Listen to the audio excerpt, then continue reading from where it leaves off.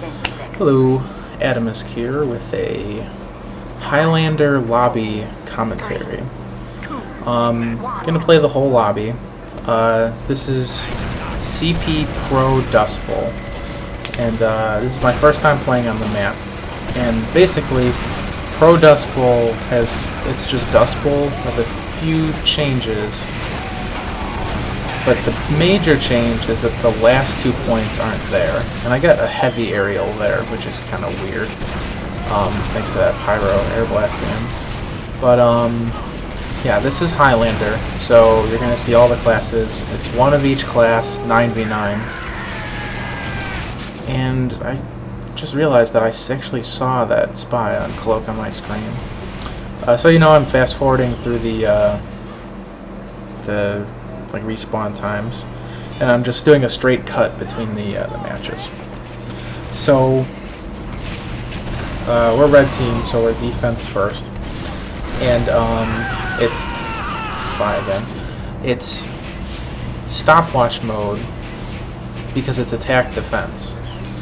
For anyone who doesn't know how stopwatch mode works, basically the game keeps track of how long it takes blue team to capture all the control points.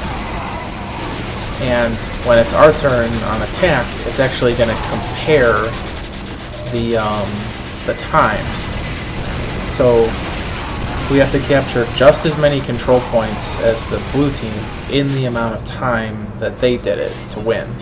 If the amount of time that they spent is exceeded, or the moment it is, the game ends, regardless of how far we've gotten. So I think it's a much more fair way to play attack defense. Like, I mean, obviously it is, but like most people don't even know about it. They just think attack defense is balanced, and it's not. Blue team is usually like supposed to win. So we end up holding them for like a long time. You can see there it says that there's no time left. Oh, I run buff banner sometimes. Usually it's only Highlander mode when there's like a heavy to buff. But I don't know, it doesn't really work out in this game. But one thing that I realized that I've been noticing recently is that like all spies are running Dead Ringer Enforcer like nowadays. Like, because the Dead Ringer doesn't have any drawback with the Enforcer because the cloak time is still instant, so it's just a straight upgrade to the revolver. Well, this round I didn't feel like the medic was like doing so well, so I decided that I was going to guard the NG and the point instead, and I think it works out a little better this time. As you can see, it says they captured those 2 control points in 3 minutes and something seconds. I can't see on the preview in Vegas. And that means that if we hold them here, all we have to do is capture this 3rd control point, or capture the first 2 faster than them. We can get stopped here too, as long as we capture the first 2 quicker.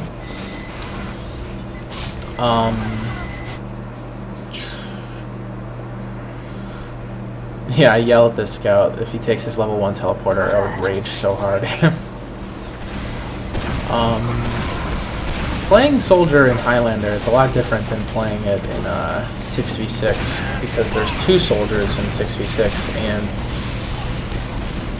there's nobody else to pocket the medic. So 1 soldier is definitely going to be pocket, and 1 soldier is definitely going to be roamer. But in Highlander, like, you kind of need to fill both roles. Like, heavy medic can't take on like the whole other team by themselves, but like the heavy can't be away from the medic. So like there's this weird like sort of pocket role that needs to be filled, but also like you have so many people like that are roaming but have specific jobs. It's weird. Like, the soldier has to roam because like who else is going to? Like the demo man, like, it kind of can't. There's too much stuff going on with 8 other players. Like, no, the scout saves me from that pyro. Yeah, I'm still getting the hang of Highlander Soldier. There's like weird timings for when to come back to the medic and when you need to go away from him to complete objectives.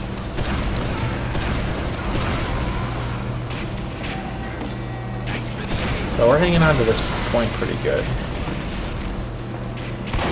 And it's always good to shoot stickies away, especially in like a Highlander where you don't know how like smart your teammates are.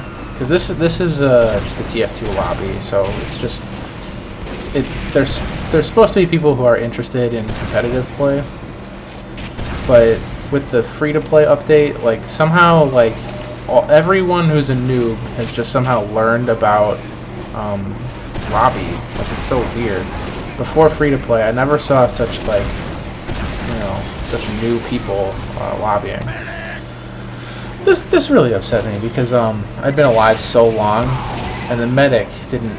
He tried to save me, but it took him so long. And then when the spy saw me going for that health pack, he just shot me with his enforcer. But at least the teleporter's still up, so. See, the demo man is about to take out our sentry, so I jump in. And it cost me my life, but he's now I'm like deep in their lines. I could jump out, but I don't know that I'm about to die. One of the things that's really important in competitive play, it's probably the most important thing in competitive play, whether you're playing sixes or Highlander or even some other weird format like threes, Koth, is communication. Like, somebody knew that the heavy medic was in the house.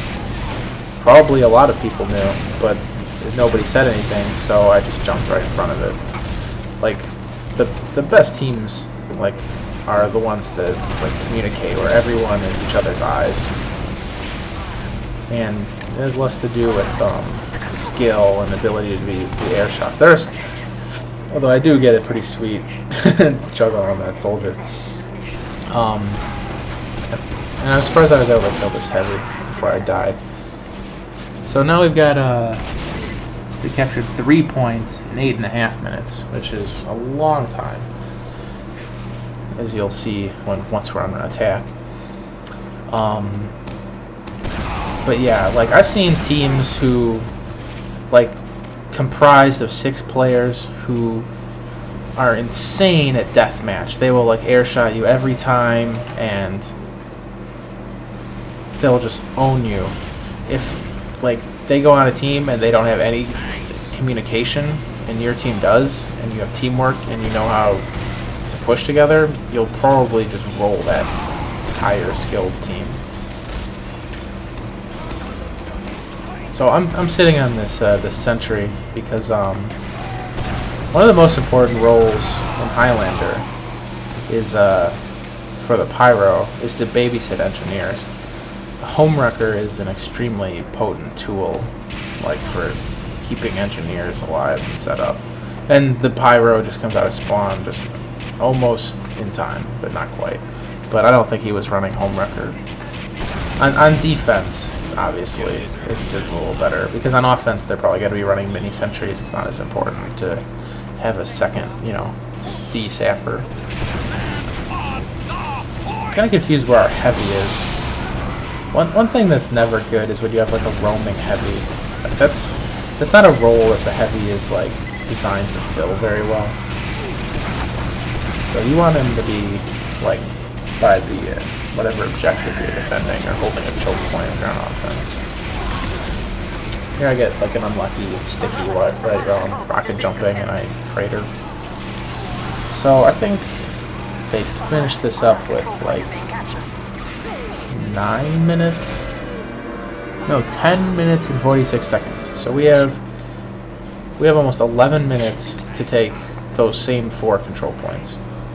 If they can defend even just the last one for that long, they win.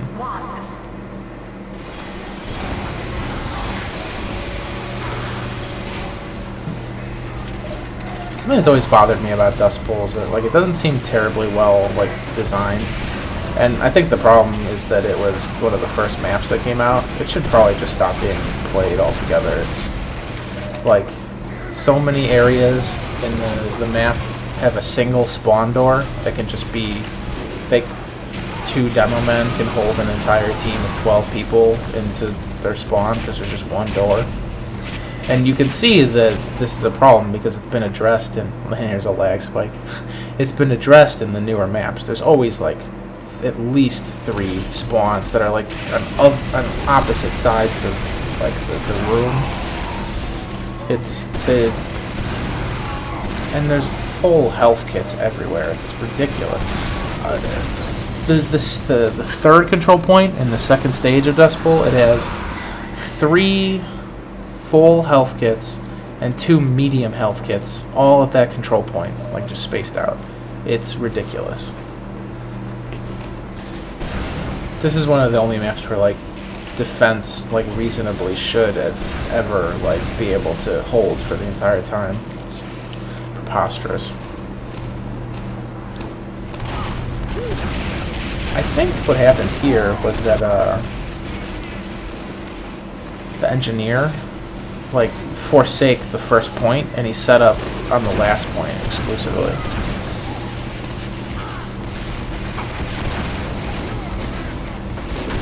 So now we're just building our Uber, trying to make something happen.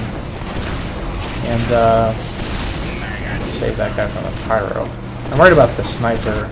The soldier jumps me and I get another quick flick shotty on him to finish him off.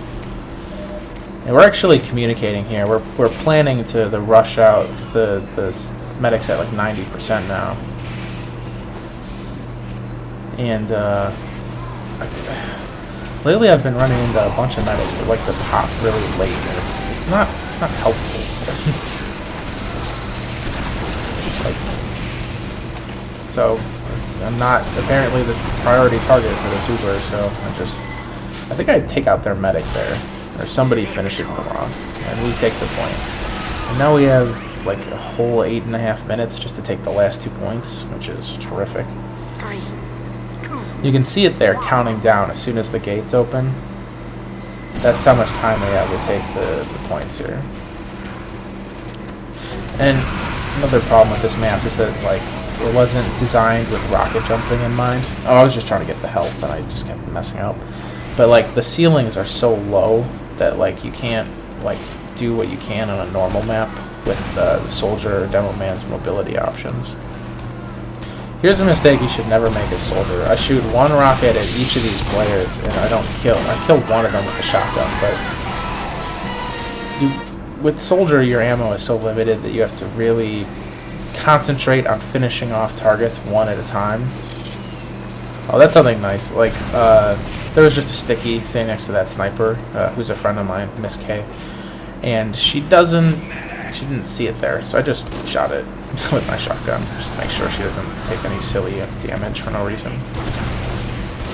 And then a rolling pipe came by, and here's where I find out that they changed Dustbowl so that you can't go into the window there as a soldier. Oh, and here we're taking the point. We have almost 7 minutes left to take the last one, and a scout backcaps it, so we won by like a really wide margin.